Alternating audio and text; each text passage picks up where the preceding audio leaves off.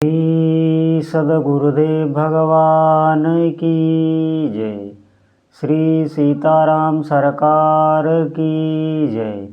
श्री राधा रमण लाल की जय। श्री गौरी शंकर महादेव की जय। सभी दर्शकों और भक्तों को कोटि कोटि प्रणाम। सबको प्रेम भरा जय जय श्री राधे, जय जय श्री सीताराम।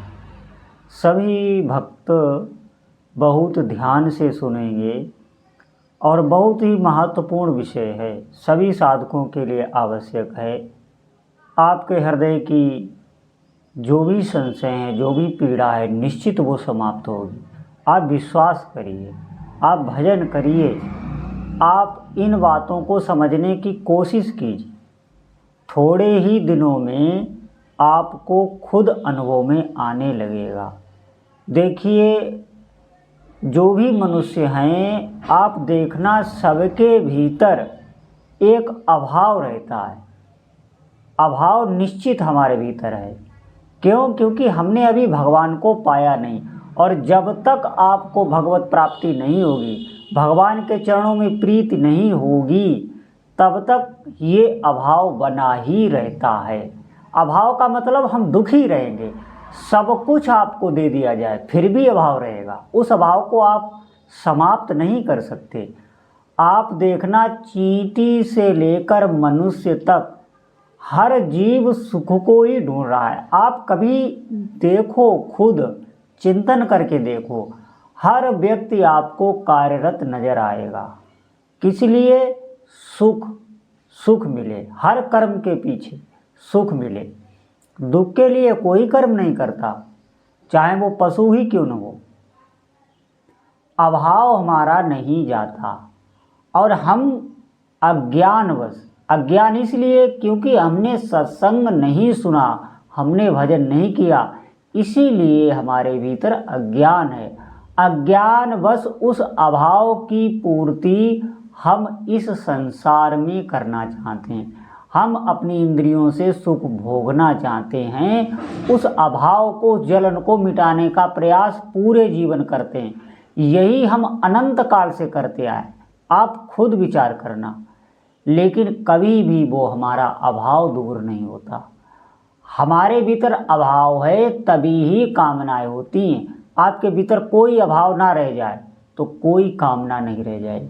जैसे आप जब तक स्वप्न में हैं, तब तक आप देखना, आप बहुत प्रकार की कामनाएं, बहुत प्रकार के कार्यरत, जाने क्या क्या स्वप्न में आप देखते रहते हैं और परेशान भी रहते हैं। ज्यों ही आपका स्वप्न समाप्त हुआ, आप सुषुप्ति में गए, गाढ़ निद्रा में गए, वहां पर आप देखना, वहीं से आपको सुख मिलना प्रारंभ हो जाता है। लेकिन अब आप, ये जो भजन है, इसमें जो सुख मिलता है वो गाढ़ निद्रा की तरह नहीं है। वो गाढ़ निद्रा में तमोगुण प्रधान सुख होता है। तमोगुण का मतलब है आप अज्ञान में होते हैं। उस समय आपको कहाँ होश रहता है? कुछ नहीं, बिल्कुल आप सो गए। इसीलिए सुषुप्ति दशा को मृत दशा, मरे हुए सा उसे समझना चाहिए। लेकिन यहाँ जो भक्ति में सुख मिलता है वो जागृत अवस्था में, आप ज्ञान में होते हो, तब वो शुद्ध सात्विक सुख होता है। वो तमोगुण प्रधान सुख नहीं होता। इसको कोई वर्णन भी नहीं कर सकता। मैं आपको बता रहा हूँ, इसका कोई वर्णन नहीं कर सकता। ये परम आनंद देने वाला सुख होता है। आपके रोम रोम से सुख प्रकट होगा। यहीं तक हमको पहुँचना है, और वैसे अभाव हमारा जाने वाला नहीं है। आप अगर इस बात को नहीं समझेंगे, नहीं मानेंगे, संशय आपके भीतर रहेगा, तो आपका अभाव कभी भी दूर नहीं हो सकता। आप भगवान का भजन आरंभ कीजिए, उनको ही सर्वोपर मान के उनकी आराधना करिए। जो भी आपको कार्य मिला है, आप जैसे भी हैं, आप जहाँ भी हैं, आपको भागना नहीं है। प्रभु से हमारा निज संबंध है, वही हमारे हैं और हमारा कोई नहीं है। इस बात को आप दृढ़ता से मानिए, विश्वास कीजिए, तो आपको अनुभव में भी ऐसा आने लगेगा। वहीं से सुख की प्राप्ति आपको होगी। हमारे भीतर अभाव होने के कारण फिर हमारा मन ये संकल्प विकल्प करने लगता है भोगों का। ज्यों ही मन भोगों का संकल्प विकल्प करना प्रारंभ करता है कि हमारी इंद्रियां बाहर दौड़ने लगती हैं और फिर उन इंद्रियों से हम भोग भोगते हैं। वो इंद्रियां भोगों के संस्कार हमारे भीतर डालती रहती हैं और वही संस्कार फिर हमें भोगों के प्रति जलाते हैं। फिर हम भोग बोलते हैं, फिर जलन होती है, फिर भोग भोगते हैं, फिर हमें अपार दुख होता है। फिर हम इधर उधर भागते हैं, कोई हमें बचा ले, कोई हमारी रक्षा करे। सच बताएं तो दुख का कारण हमारा अभाव ही है। अभाव हमारे भीतर ना हो तो हमारे भीतर पूर्ण संतोष आ जाए।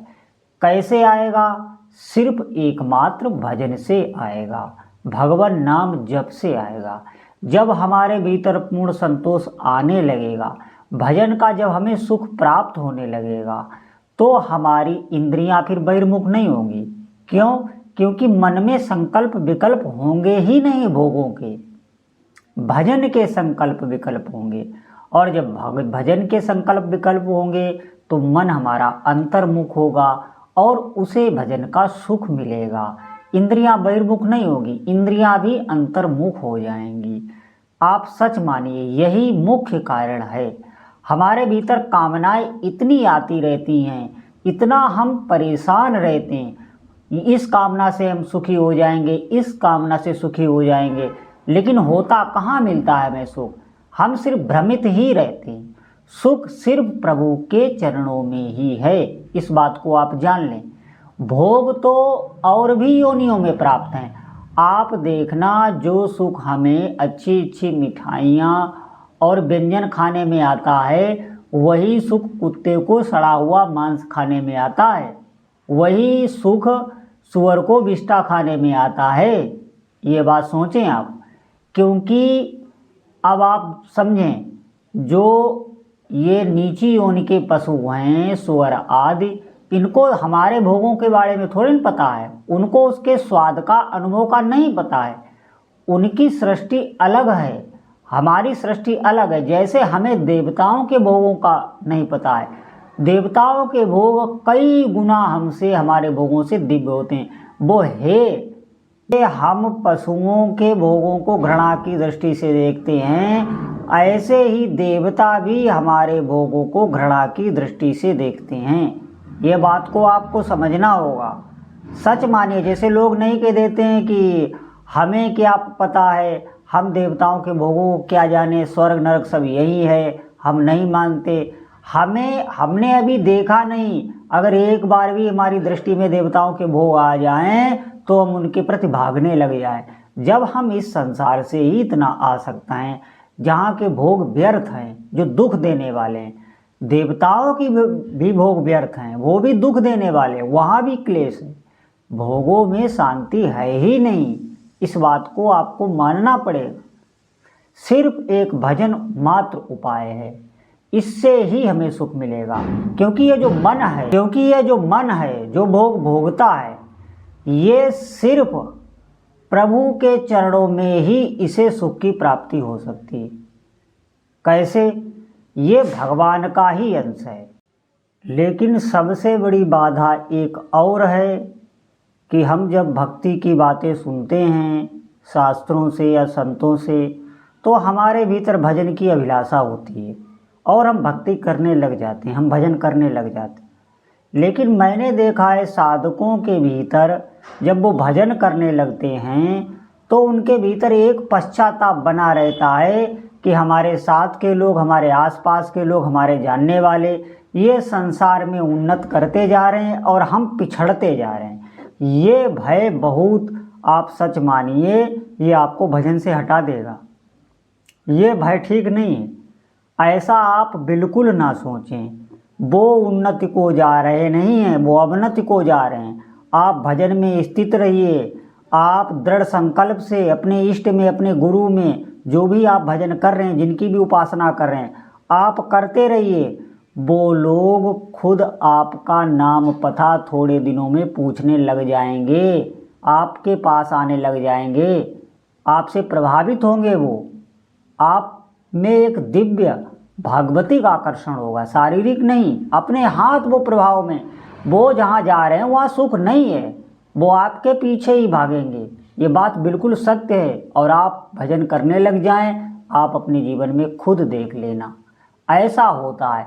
कभी भी हम ये ना सोचें कि हम लौकिक दृष्टि से पिछड़ते जा रहे हैं। जो भी भजन करता है भगवान का, लक्ष्मी जी स्वयं उस पर कृपा करने लगती हैं अपने हाथ। आपको अलग से कोई उपासना नहीं करनी। जो भी भगवान के नाम का जप करते हैं उन्हें अलग से कोई उपासना नहीं करनी होती। सच मानिए, जितने भी नकारात्मक शक्ति आपके शरीर में है सब भाग जाएंगी, सब भाग जाएंगी, कहीं आपको जाना नहीं।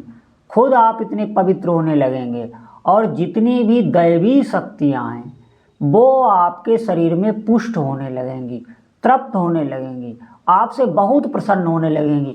क्योंकि भजन से उनकी तृप्ति होती है, भोगों से उनकी तृप्ति नहीं होती। जो भी दैवी शक्तियाँ हैं, हमारे भीतर दैवी शक्तियाँ भी रहती हैं, हमारे अंदर आसुरी शक्तियाँ भी रहती हैं। आसुरी शक्तियाँ सब भाग जाएंगी। तभी जो साधक भजन में आगे बढ़ते हैं उनके भीतर दिव्य दिव्य भाव, दिव्य दिव्य विचार, उनका शरीर पुलकायमान रहता है, आनंद से भरा रहता है। तो उनकी इंद्रियां औरों को भी आनंद और सुख देने लगती हैं, बांटने लग जाती हैं। अभी जब हमारे पास ही नहीं है तो हम कहाँ, हमसे सबको क्लेश ही मिलेगा। क्यों?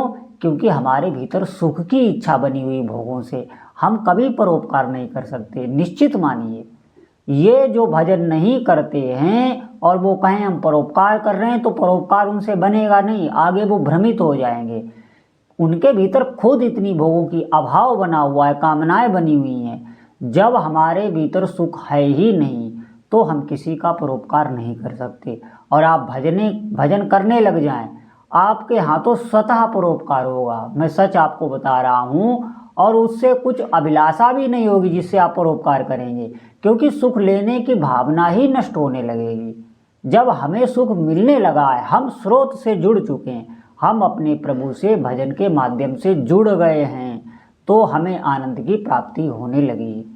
तो आप निश्चिंत हो जाइए बिल्कुल। ये सब संशय होते हैं, ये केवल एक मन की कल्पना होती है। आप निश्चिंत होकर भजन में लगिए और फिर देखिए कितना आनंद आपको इसी जीवन में आने लगेगा। बोलो जय जय श्री सीताराम।